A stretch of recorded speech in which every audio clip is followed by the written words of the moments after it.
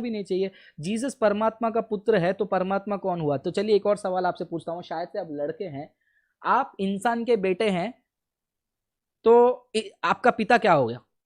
आप आपके पिता के बेटे हैं, तो आप क्या हैं और आपके पिता क्या है?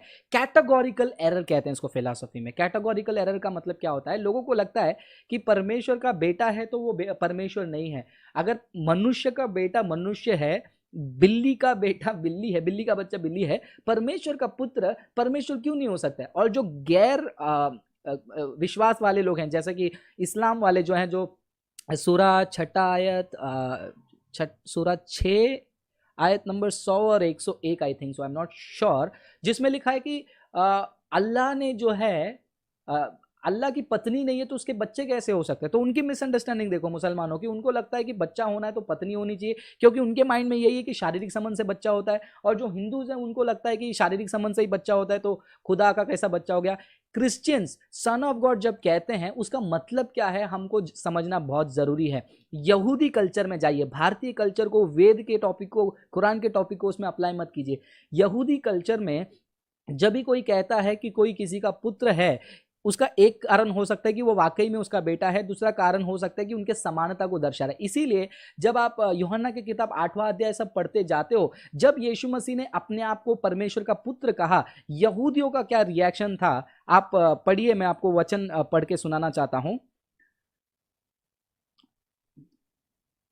मैं वचन आपको पढ़ के सुनाना चाहता हूं कि किस प्रकार यीशु मसीह के उस सन ऑफ गॉड के क्लेम पे वो लोग भड़क गए।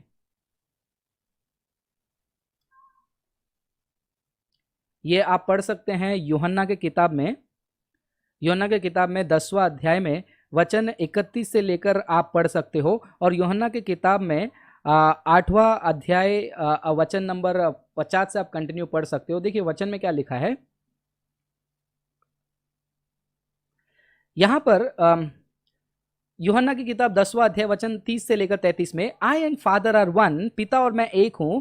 यहूदियों ने पत्थर उठा लिया। जीसस आंसर्ड देम, यीशु ने उनको जवाब दिया, मैंने तुम्हारे लिए बहुत बहुत अच्छे काम दिखाए पिता से, इनमें से कौन से काम के लिए तुम मुझे पथरावा करते हो? तो यहूदियों ने उत्तर दिया 33वें वचन में, अच्छे कामों के लिए हम तुम्हें पथरावा नहीं करते हैं, because you being a man, ध्यान से सुनिए, तुम मनुष्य होकर make yourself out to be God, तुम मनुष्य होकर अपने आप को परमेश्वर जैसा बता रहे हो, परमेश्वर की समानता में बता रहे हो। कहां पर यीशु मसीह ने अपने आप को परमेश्वर के तुल्य बताया? वही वचन में जब यीशु मसीह ने कहा मैं और पिता एक हूं, क्योंकि यहोवा को पिता कहना मतलब उनका दर्जा लेना, उनके इक्वल पोजीशन में जाना। वही यूहन्ना की किताब 8वां अध्याय वचन नंबर 58, वचन नंबर 58 और 59, उसमें आ जाइए। उसमें देखिए यीशु मसीह क्या कहते हैं, मैं तुमसे सच सच कहता हूं, before Abraham was born I am, Abraham के पहले से मैं हूं। यहूदियों का reaction, they picked up stones to throw at him,